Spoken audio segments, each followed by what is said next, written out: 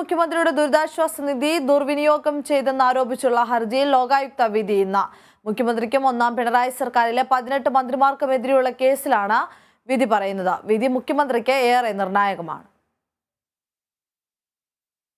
ഒരു വർഷം പിന്നിടുമ്പോഴാണ് ലോകായുക്ത വിധി പറയുന്നത്. വാദം പൂർത്തിയായിട്ടും വിധി പറയാൻ വൈകുന്നതിനെതിരെ പരാതിക്കാരനായ RS ശശികുമാർ ഹൈക്കോടതിയെ സമീപിച്ചിരുന്നു. 2022 ഫെബ്രുവരിയിലാണ് ഹർജിയിൽ വാദം ആരംഭിച്ചത്. മാർച്ച് 18-ന് വാദം പൂർത്തിയാവുകയും ചെയ്തു. എന്നാൽ ഒരു വർഷമായിട്ടും കേസിൽ വിധി പറഞ്ഞിരുന്നില്ല. തുടർന്ന് പരാതിക്കാരൻ ഹൈക്കോടതിയെ സമീപിക്കുകയായിരുന്നു.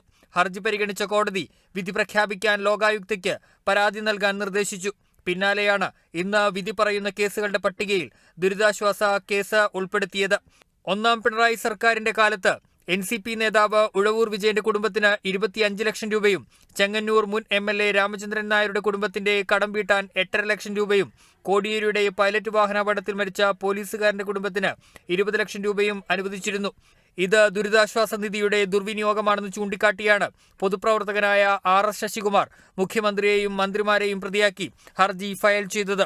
ബന്ധുനിയമനവുമായി ബന്ധപ്പെട്ട കേസിലെ ലോകായുക്ത പരാമർശത്തെ തുടർന്ന് കഴിഞ്ഞ സർക്കാരിലെ മന്ത്രി KT ജലീലിന് രാജിവെക്കേണ്ടി വന്നിരുന്നു. അതുകൊണ്ട് തന്നെ മുഖ്യമന്ത്രിക്കും വിധി ഏറെ നിർണായകമാണ്. Kerala vision news, Thiruvananthapuram. കൂടുതൽ വിശദാംശങ്ങളുമായി ഇപ്പോൾ തിരുവനന്തപുരത്ത് നിന്ന് ശരത് കെ ശശി ചേരുന്നു. ശരത്, മുഖ്യമന്ത്രിയുടെ ദുരിതാശ്വാസ നിധി ദുർവിനിയോഗം ചെയ്തെന്ന് ആരോപിച്ചുള്ള ഹർജിയിൽ ലോകായുക്തയുടെ വിധി ഇന്നാണ്. മുഖ്യമന്ത്രിക്കും ഒന്നാം പിണറായി സർക്കാരിലെ 18 മന്ത്രിമാർക്കും ഇന്ന് വളരെ നിർണായകമാണ്. എന്തൊക്കെയാണ് കൂടുതൽ വിശദാംശങ്ങൾ?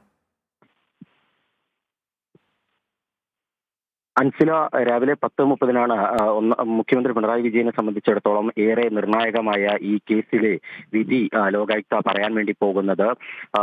കഴിഞ്ഞ വർഷം മാർച്ച് 18-നായിരുന്നു ഈ കേസിൽ ലോകായുക്ത വാദം കേട്ട് വിധി പറയാനായി മാറ്റിയത്. പിന്നീട് ഒരു വർഷമായും വിധി പറയാത്തതിനെ ചൊല്ലിയുള്ള വിവാദം കൊടുമ്പിരി കൊണ്ട് നിൽക്കുകയുമായിരുന്നു. പിന്നീട് ഈ നേരത്തെ നമ്മൾ സ്റ്റോറിയിൽ സൂചിപ്പിച്ചതുപോലെ പരാതിക്കാരൻ ഹൈക്കോടതിയെ സമീപിച്ചാണ് ഈ രീതിയിൽ വിധി വേഗത്തിലേക്ക് പറയാൻ ഒരു സാഹചര്യം ഒരുക്കിയത് തന്നെ. ഏതായാലും നിലവിലെ സാഹചര്യത്തിൽ ഒന്നാം പിണറായി സർക്കാരിലെ മന്ത്രിമാരാരും നിലവിലെ മന്ത്രിസഭയിലില്ല. അതുകൊണ്ട് ഏറ്റവും പ്രധാനം മുഖ്യമന്ത്രി പിണറായി വിജയനെ തന്നെയാണ്. ഈ ലോകായുക്തയുടെ ഏതെങ്കിലും പരാമർശം ഇപ്പോൾ സർക്കാരിനെതിരെ വരികയാണ് എങ്കിൽ സ്വാഭാവികമായും മുഖ്യമന്ത്രി രാജിവെക്കണം എന്നുള്ളതാണ് നിലവിലെ നിയമം. ലോകായുക്ത നിയമത്തിലെ 14-ാം വകുപ്പിൽ കൃത്യമായും പറയുന്നുണ്ട്, ലോകായുക്ത വിധി എതിരാവുകയാണെങ്കിൽ, ലോകായുക്തയുടെയോ ഉപലോകായുക്തയുടെയോ പരാമർശങ്ങൾ സർക്കാരിനെതിരാവുകയാണെങ്കിലോ മന്ത്രിക്കെതിരാവുകയാണെങ്കിലോ ഏതെങ്കിലും മറ്റു പബ്ലിക് സർവന്റുമാർക്ക് എതിരാവുകയോ ചെയ്യുന്നുണ്ടെങ്കിൽ ആ പദവി വഹിക്കുന്നവർ പദവിയിൽ നിന്ന് രാജിവെക്കണം. ഇതാണ് ലോകായുക്ത നിയമത്തിന്റെ 14-ാം വകുപ്പിൽ കൃത്യമായി പറയുന്നത്.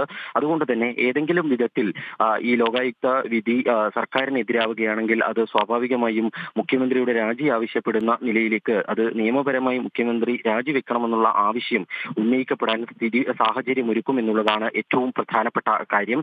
3 പ്രധാനപ്പെട്ട വിഷയങ്ങളാണ് ഈ ദുരിതാശ്വാസ നിധി വകമാറ്റി എന്നുള്ളതിന് ആരോപണമായി പരാതി നൽകിയ RS ശശികുമാർ ചൂണ്ടിക്കാണിക്കുന്നത്. അതിലൊന്ന് 2017-ൽ അന്തരിച്ച KK രാമചന്ദ്രൻ MLA-യുടെ കുടുംബത്തിന്റെ കടം വീട്ടുന്നതിനായി ക്യാബിനറ്റ് 8,66,000 രൂപ ദുരിതാശ്വാസ നിധിയിൽ നിന്ന് നൽകിയ തീരുമാനമാണ്.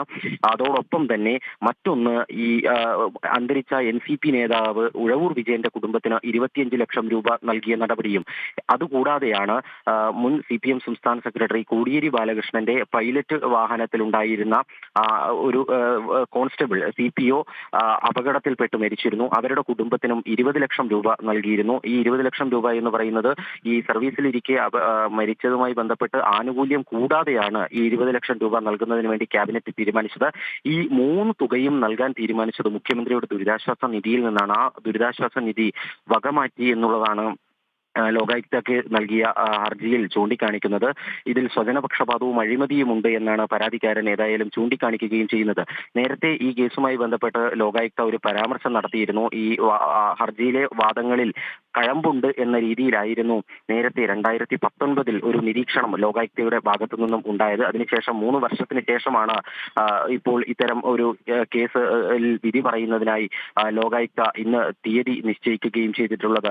നേരത്തെ ഇതേ ബന്ധു നിയമനവുമായി ബന്ധപ്പെട്ട് ലോകായുക്തയുടെ പരാമർശത്തിന്റെ പുറത്തായിരുന്നു മന്ത്രി KT ജലീലിന് പദവിയിൽ നിന്ന് രാജിവെക്കേണ്ടി വന്നത്. അത്തരമൊരു സാഹചര്യം മുൻപ് ഉണ്ടായിരുന്നു. അതുകൊണ്ട് തന്നെ ഏറെ നിർണായകമാണ്, സർക്കാരിനെ സംബന്ധിച്ചിടത്തോളം ഏറെ നിർണായകമാണ് ഇന്നത്തെ ലോകായുക്ത വിധി. ശരി, വ്യക്തമാണ് ശരത്. മുഖ്യമന്ത്രിയുടെ ദുരിതാശ്വാസ നിധി ദുർവിനിയോഗം ചെയ്തെന്ന് ആരോപിച്ചുള്ള ഹർജിയിൽ ലോകായുക്തയുടെ വിധി ഇന്ന്. മുഖ്യമന്ത്രിക്കും ഒന്നാം പിണറായി സർക്കാരിലെ 18 മന്ത്രിമാർക്കും എതിരെയുള്ള കേസിലാണ് ഇന്ന് വിധി പറയുന്നത്. വിധി മുഖ്യമന്ത്രിക്ക് ഏറെ നിർണായകമാണ്. വിശദാംശങ്ങൾ